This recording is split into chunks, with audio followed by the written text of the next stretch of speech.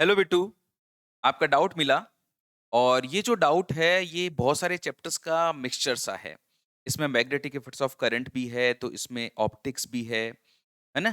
तो अभी मजेदार डाउट है, आइए मिलजुल के सॉल्व करते हैं। सबसे पहले क्वेश्चन की जो इमेज है वो बनाता हूँ। Figure shows a convex lens of focal length 10 centimeter lying in a uniform magnetic field of magnitude 1.2 Tesla parallel to the principal axis। ये एक लेंस दे रखा है और इस लेंस की जो फोकल लेंथ है वो 10 सेंटीमीटर है। ओके। और एक ये प्रिंसिपल एक्सिस है इसकी। और ऐसे मैग्नेटिक फील्ड लग रहा है, यूं ऐसे मैग्नेटिक फील्ड। और एक पार्टिकल है जिसका मास और चार्ज दिए हुए हैं क्वेश्चन में, is projected perpendicular to the plane of the diagram with the speed of 4.8 metre per second. तो आप एक काम करो, सबसे पहले एक ऐसा प्लेन बनाओ जो इस डायग्राम के परपेंडिकुलर हो ना, ऐसे ऐसे एक मैंने परपेंडिकुलर प्लेन बना लिया। और इसके अंदर मैंने एक पार्टिकल को ऐसे प्रोजेक्ट किया है। ये डॉट लगा रखा है इसने। डॉट लगाने का मतलब हुआ पार्टिकल को आप लोगों ने ऐसे प्रोजेक्ट किया होगा v वेलोसिटी से। और द पार्टिकल वेलोसिटी दे रखी 4.8। The particle moves along a circle with its centre on the principal axis with a distance of 15 centimetre from the lens. Okay. ये जो आपका पार्टिकल है ये यहाँ से लेंस से 15 सेंटीमीटर की डिस्टेंस पर है। और पार्टिकल जो है वो सर्कुलर पाथ में मूव करता है। और आपको बता रखा है कि इस सर्किल की जो रेडियस है with a along a circle with its centre on the principal axis. ये जो सर्किल है ना, इसकी इसका जो सेंटर है वो प्रिंसिपल एक्सिस पर है। The axis of the lens and the circle are same, दोनों का एक्सिस सेम है। Show that the image of the particle goes along a circle. बताइए, आपको प्रूव करना है, दिखाना है कि पार्टिकल की जो इमेज है वो किस सर्किल में ही घूमेगी और उस सर्किल का रेडियस क्या होगा। तो देखो, सबसे पहले तो यहाँ तक की स्टोरी आप लोगों की क्लियर हो गई होगी। अगर वेलोसिटी इस तरफ है और मैग्नेटिक फील्ड ऐसे है, तो आपको पता है कि जब भी कोई चार्ज किसी मैग्नेटिक फील्ड में परपेंडिकुलर एंटर करता है तो वो सर्कुलर मोशन में, सर्कुलर पाथ में मूव करता है। और अगर उस पाथ देखा जाए तो पाथ कैसे देखा जाता है? मैग्नेटिक फोर्स होता है F equals to Q V vector cross B vector. आपको आपकी राइट हैंड की फिंगर्स को V से B की तरफ जब आप कर्ल करोगे तो फोर्स की डायरेक्शन आएगी। मैं काम करता हूँ कि राइट हैंड को V से B की तरफ कर्ल करते हैं। सबसे पहले B क्रॉस B करो आप। जब क्रॉस प्रोडक्ट करते हैं बच्चों तो ऐसे देते हैं ना डायरेक्शन, V क्रॉस B करना है तो पहले आने वाले वेक्टर से दूसरे वाले वेक्टर की तरफ राइट हैंड की फिंगर्स को घुमाते हैं। अपना राइट हैंड लो, दाहिना हाथ, उसको V से B की तरफ घुमाओ को, तो अंगूठा जो होता है वो फोर्स की डायरेक्शन को रिप्रेजेंट करता है। V क्रॉस B जब मैं यहाँ पे करूंगा तो V क्रॉस B करने पर जो फोर्स आएगा वो ऐसे ऊपर की तरफ आएगा इस डायरेक्शन। ये मैग्नेटिक फोर्स आ गया। अब वेलोसिटी इधर थी और फोर्स अगर इधर है, तो पार्टिकल का जो सर्कुलर मोशन होगा वो कुछ ऐसा होगा कि जाना तो इसको इधर था लेकिन फोर्स ऐसे लग रहा है तो ये पार्टिकल ऐसे घूमेगा, ऐसे रोटेट होगा। लेकिन जब ये ऐसे रोटेट होगा तो जो इसका सेंटर है वो थोड़ा ऊपर की तरफ आ जाएगा। और हमें क्वेश्चन में दे रखा है कि इसका जो सेंटर है वो उसकी प्रिंसिपल एक्सिस पे कोइंसाइड कर रहा है। तो पहला तो एक छोटा-सा मैं करेक्शन करना चाहूँगा इस क्वेश्चन में कि आप इस पॉइंट पे जो एंट्री करवा रहे हो ना पार्टिकल की, वो यहाँ से नहीं होगी। पार्टिकल की एंट्री थोड़ी सी नीचे से होगी, है ना? थोड़ा-सा नीचे से पार्टिकल यू एंटर करेगा। जब यू एंटर करेगा ना, तब जाके सर्कुलर पाथ की रेडियस और ये प्रिंसिपल एक्सिस दोनों एक दूसरे से कोइंसाइड करेंगी। डन? इसीलिए मैं क्या कर रहा हूँ कि इसको एक नए पेज पे मैं बना रहा हूँ। सबसे पहले मैंने आपको क्वेश्चन समझा के बताया कि इस क्वेश्चन की जो अप्रोच है, वो लगाने में आपको दिक्कत कहाँ आएगी और उस दिक्कत को कैसे सॉल्व किया जाए।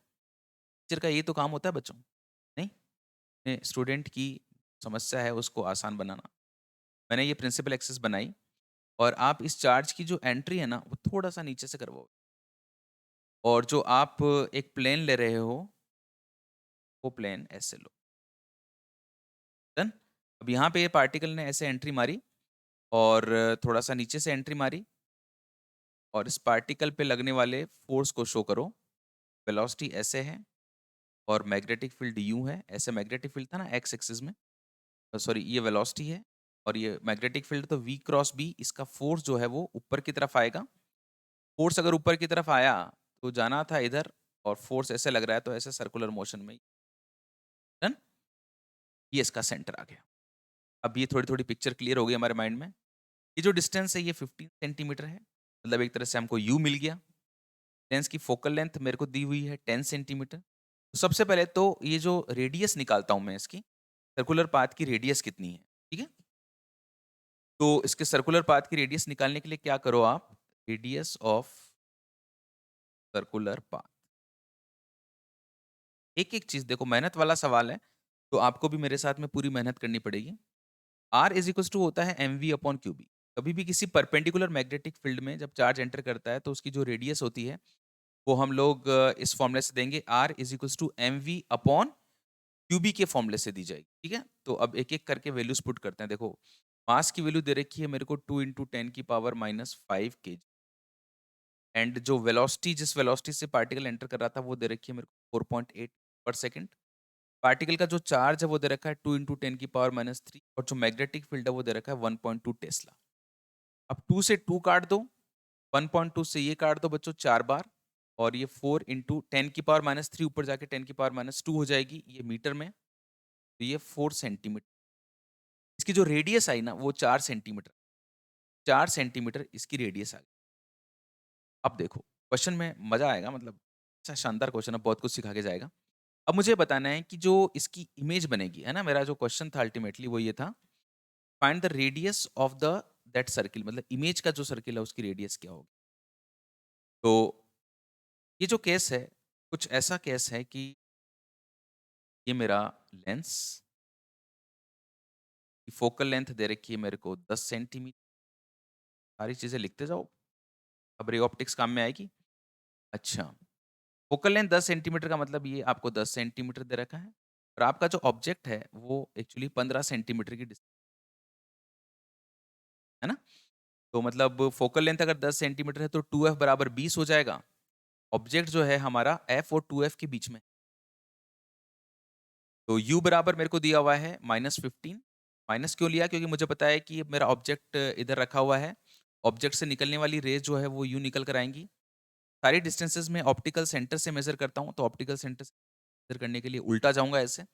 जब ऐसे अपोज़िट जाऊँगा तो u की वैल्यू -15 सेंटीमीटर होगी। f मेरे पास में है, मैं देखना चाहता हूँ कि v किधर मिलेगा। लेंस फ़ॉर्मूला लगा रहा हूँ मैं, अप्लाइंग लेंस फ़ॉर्मूला। तो लेंस फ़ॉर्मूला होता है 1/v माइनस 1/u बराबर 1/f। 1/v बराबर हो गया 1/u प्लस 1/f। u की जो वैल्यू है वो मैंने -15 रख दी, और f की वैल्यू मैंने 10 रख दी। सॉल्व करना तो पड़ेगा भैया। देखो, मेहनत तो है, मेहनत तो किसी भी अच्छे काम में मेहनत है, लेकिन फल भी बहुत अच्छा मिलता है, 1/30। और मेहनत करने का जो मज़ा होता है ना बच्चों, आहा! कमाल का होता है। बच्चों v बराबर 30 सेंटीमीटर, तो मेरी जो फाइनल इमेज है वो 30 सेंटीमीटर पर बनेगी। अब देखो, मेरा u तो आया नेगेटिव और मेरा v आया पॉजिटिव। तो यहाँ से अगर मैं लीनियर मैग्नीफिकेशन निकालता हूँ इसका, तो लीनियर मैग्नीफिकेशन होता है size of image upon size of object is upon u। v आया मेरे पास 30, और u था मेरे पास -15, -2। -2 आने का मतलब हुआ कि जो मेरा ऑब्जेक्ट अगर इधर की तरफ है, तो इमेज जो है वो नीचे ऐसे बनेगी, यहाँ से 30 सेंटीमीटर पे बनेगी, और इमेज का साइज़ ऑब्जेक्ट के साइज़ का डबल होगा। लेकिन इमेज होगी कैसी? इन्वर्टेड। माइनस का मतलब क्या शो कर रहा है कि इमेज इन्वर्टेड है, और 2 का मतलब है वो डबल साइज़ की। तो इमेज का साइज़ मतलब, ये जो मैंने आप लोगों के लिए डायग्राम बनाया था, 15 सेंटीमीटर पे ये था, तो 30 सेंटीमीटर पर इसकी इमेज बनेगी। अगर ये ऐसे सर्कुलर पाथ में मूव कर रहा है, और ये नीचे वाले पॉइंट को अगर मैं A बोलता हूँ और ऊपर वाले पॉइंट को C बोलता हूँ, तो इसकी इमेज यहाँ से 30 सेंटीमीटर की डिस्टेंस पे सर्कुलर पाथ में ही मूव करेगी। लेकिन इन्वर्टेड इमेज बन रही है, तो जो आपका A यहाँ पर है ना, उस समय इसकी इमेज यहाँ पर है A डैश पर। फिर आपका पार्टिकल ऐसे घूम के गया, तो जब पार्टिकल जब घूम के यहाँ से इधर जाएगा, तो उसकी जो इमेज है वो उस समय घूम के किधर आ रही होगी बच्चों? नीचे की तरफ आ रही होगी। और ये जो C है, जब ये C पर पहुँचेगा तो इसकी इमेज यहाँ पर C डैश पे पहुँचे, है ना? उल्टा चलेगा मतलब। अगर ये इधर से यूँ जा रहा है, तो उसकी जो इमेज है वो ऊपर से किधर आ रही है? नीचे की तरफ आ रही है। अच्छा, अब देखो, मैग्नीफिकेशन बराबर होता है size of image upon size of object बराबर -2। साइज़ ऑफ इमेज मतलब इमेज की रेडियस निकालनी है, ऑब्जेक्ट की रेडियस बराबर -2r। इमेज की रेडियस बराबर -2 into a, -2 into R, and R कितना था मेरे पास में? मैंने सॉल्व किया था ना आप लोगों के लिए। ये रेडियस निकाली थी मैंने 4 सेंटीमीटर, और ये आप यहाँ पे 4 सेंटीमीटर वैल्यू पुट कर दीजिए, और मेरे पास आंसर आ गया -8 सेंटीमीटर। -8 क्या शो कर रहा है कि जो इमेज है वो उल्टी बन रही है। ठीक है ना? जहाँ पे आपका ऑब्जेक्ट अगर यूँ है, इमेज आपकी ऐसे है, जब ऑब्जेक्ट आपका ऊपर की तरफ है, इमेज आपकी नीचे की तरफ। आई थिंक आपको आपके क्वेश्चन का आंसर मिला होगा और आप इमेजिनेशन भी कर पाए होंगे कि आखिर इस पूरे क्वेश्चन में था क्या, कैसे सोचना था, कैसे अब क्वेश्चन को देखकर उसकी जो गलती है वो देख लेना एग्जामिनेशन में और फिर अपने क्वेश्चन का आंसर देना।